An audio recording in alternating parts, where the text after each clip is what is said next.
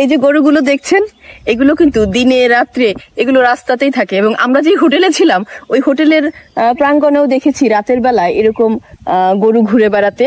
এরা রাস্তা পার হচ্ছে, এদের গলায় কোনো রকমের কোনো এই যে দড়ি দেওয়া সেগুলো কিচ্ছু নাই, এখানে এভাবেই থাকে। এই যে আমরা একজন গরুর সঙ্গে একজন যাচ্ছে, তাকে দেখছি। একটু আপনার সঙ্গে কথা বলি, দারুণ ব্যাপার।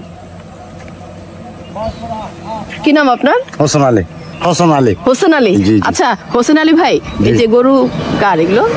আমার আছে, আর এলাকার লোক আছে। আমার আপনার গরু এবং এলাকার গরু আপনি দেখে নিয়ে যাচ্ছেন? জি জি জি জি। আপনার কয়টা গরু আছে? 8টা আছে স্যার। 8টা? জি জি।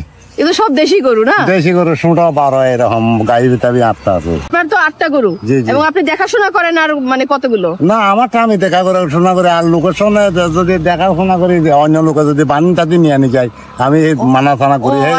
আমি দেখলাম যে অনেকগুলো গরু আপনি একদম মানে করে নিয়ে যাচ্ছেন, রাস্তা পার করে নিয়ে যাচ্ছেন।